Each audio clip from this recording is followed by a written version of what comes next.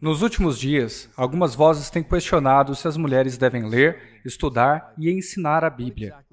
Qual é exatamente o desígnio de Deus para as mulheres no mundo? Essa é uma questão importante, considerando que um grande número de pessoas hoje não sabe nem definir uma mulher, quanto mais entender o desígnio de Deus para as mulheres no lar, na igreja ou na esfera secular. Vamos falar sobre mulheres e teologia. O grande alvo da vida cristã é buscar a Deus, como afirma J.I. Packer em seu livro Conhecimento de Deus. Para que existimos? Para conhecer a Deus. Nós deveríamos nos dedicar a quê? Buscar a Deus. E ele continua. Desconsidere o estudo de Deus, e você se condenará a tropeçar e pecar sem perceber.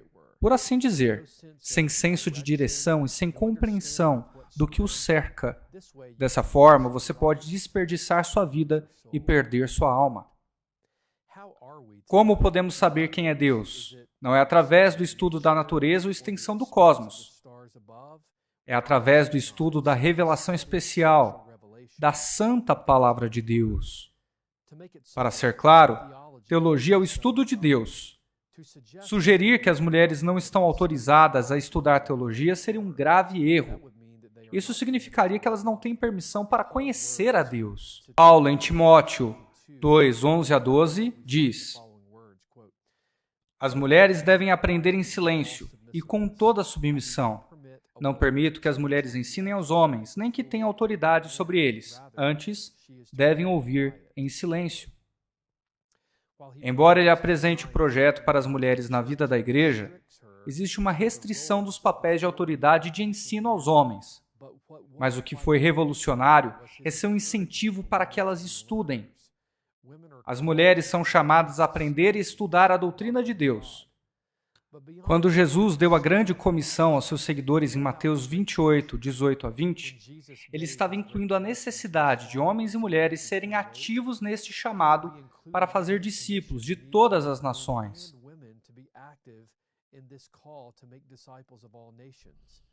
Na verdade, as mulheres estão diariamente na linha de frente com os seus filhos em suas casas, ensinando o Evangelho e fazendo discípulos na sua própria família. Este é um chamado lamentavelmente subestimado pelas mulheres de nossa época. As mães que estão comprometidas com a educação domiciliar procuram ensinar seus filhos através de uma cosmovisão bíblica, em detrimento da secular. Esse processo envolve evangelismo e discipulado. Elas ensinam fielmente as escrituras à prole. Além de serem fiéis em seus próprios lares, as mulheres devem partilhar o Evangelho de Deus na comunidade local, à medida que Deus abre oportunidades para partilhar a esperança de Cristo com os incrédulos. Esse é o plano de Deus para mulheres piedosas. Além disso, vamos considerar a igreja local também. A palavra de Deus é de fato suficiente, e Deus falou claramente sobre os papéis e responsabilidades das mulheres na esfera da igreja. No jardim, vemos a liderança masculina sendo estabelecida por Deus antes da queda. Portanto, quando Paulo se dirige a Timóteo no Novo Testamento, a respeito da igreja local, ele cita o relato da criação em Gênesis. Os limites são frequentemente vistos como negativos, devido à natureza da depravação humana. Estamos sempre perguntando, quão longe podemos ir sem ultrapassar o limite? E nos esforçamos para ver o quão perto podemos caminhar na beira do penhasco sem cair. Essa é uma abordagem muito perigosa para a vida em geral. Quando você brinca com fogo, acaba se queimando. E o homem natural tem problemas com a autoridade. Muitas vezes, procura evitá-la ou usurpar uma autoridade que não possui. Historicamente, os teólogos liberais abraçaram a teologia feminista como um meio de elevar as mulheres a uma posição igualitária entre os homens da igreja.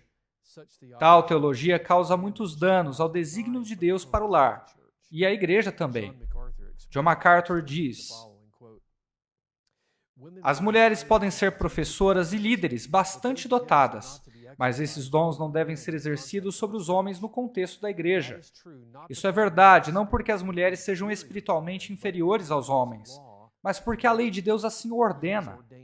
Ele determinou na sua criação uma ordem que reflete a sua própria natureza e, portanto, deve ser refletida na sua igreja. Qualquer pessoa que ignore ou rejeite a ordem de Deus enfraquece a igreja e o desonra. Em 1 Timóteo 2,12, Paulo articula uma proibição clara em relação às mulheres na igreja local. Ele diz: não permito que as mulheres ensinem aos homens, nem que tenham autoridade sobre eles. Antes, devem ouvir em silêncio. Existe uma distinção entre ensino e exercício de autoridade, que deve ser reconhecida. Paulo revisitou então os limites históricos da área de ensino que Deus já havia estabelecido no jardim. As mulheres, como Paulo declarou, não deveriam ensinar os homens. Esta é uma inversão de papéis. A palavra ensino, didasco, de acordo com Thomas Schreiner, significa o ensino público e envolve a transmissão autorizada da tradição sobre Cristo e as Escrituras. Embora seja permitido às mulheres discutir teologia bíblica em um ambiente de grupo misto, como uma aula de escola dominical, as mulheres devem ensinar apenas às crianças ou outras mulheres, ou em um ambiente privado, como na instrução de Apolo com Priscila e Áquila. No que se refere ao ensino bíblico, quando a igreja como um todo se reúne ou uma audiência mista, então ela deve ser liderada por homens. Paulo está abordando uma questão que ocorre na igreja e deve ser corrigida. Quando se trata de ensinar homens em nossos dias, temos a cultura das conferências, que muitas vezes ultrapassam os limites. Essa é uma prática perigosa, uma vez que as conferências são concebidas para fortalecer a igreja e para formatar o que a igreja local deve prover em suas assembleias locais. Ou seja, pregação expositiva, teologia bíblica sólida e outras práticas importantes e essenciais. As mulheres não devem pregar a Bíblia ou ensinar em um grupo de homens, num ambiente de conferência, pois isso não é benéfico para a igreja. Este alargamento das fronteiras é uma prática comum nos nossos dias e devemos ser cautelosos quando vemos professoras convidadas para falar em um público misto. Paulo também ressalta que as mulheres não devem ter autoridade sobre homens.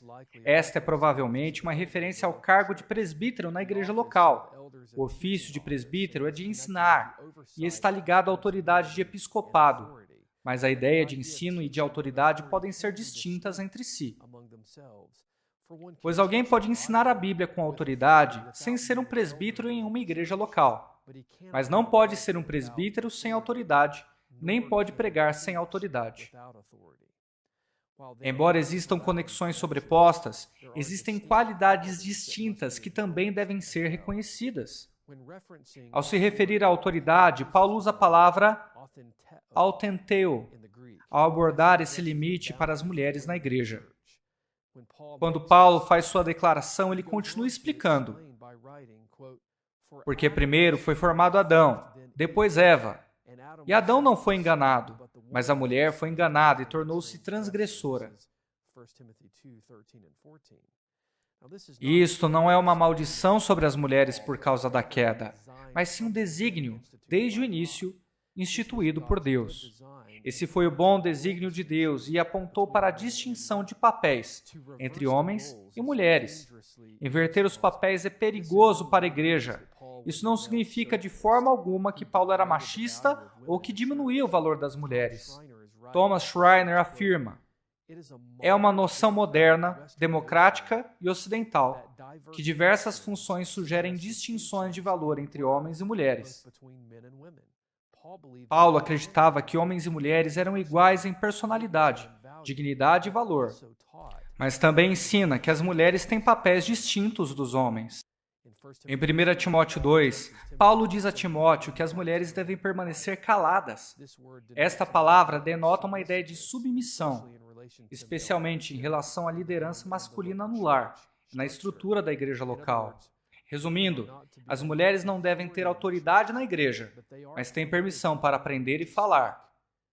O discurso das mulheres não deve ser proclamado em sentido oficial, do púlpito ou do cargo de presbítera, mas é-lhes permitido falar, ensinar, fazer discípulos e envolver-se na vida da igreja.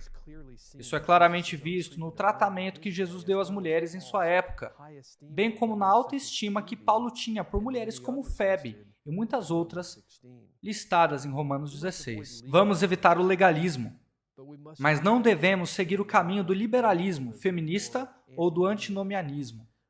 A atitude progressiva procura libertar-se da autoridade, mas Deus nunca planejou que a autoridade fosse um fardo para o seu povo. William Varner, em seu excelente livro Pregar ou Não Pregar, escreve: a questão em 1 Timóteo 2 não é uma inferioridade inerente às capacidades intelectuais e espirituais da mulher, mas na sua função ministerial, ela não é subordinada em sua capacidade, mas deve ser subordinada em seu papel. Nota-se também claramente que Paulo não fundamenta o seu raciocínio na cultura dominada pelos homens dos seus dias. Ele não escreve: as mulheres não deveriam ensinar porque os homens não as aceitarão como professoras. Ele fundamenta seu ensino na ordem da criação. Os costumes da cultura mudam com o tempo, enquanto a ordem da criação é supracultural e válida em qualquer época e lugar. Adulterar a aliança em qualquer área, seja na família ou na igreja, é um erro grave. O menor pecado pode levar à maior catástrofe, assim como uma pequena faísca pode incendiar uma floresta inteira. Faça-se o que for que Deus espera de nós, conforme claramente exposto nas Escrituras. Em vez de nos esforçar diligentemente para encontrar brechas, seria proveitoso nos submetermos alegremente. Cuidado com aqueles que estão constantemente procurando maneiras de contornar os mandamentos de Deus.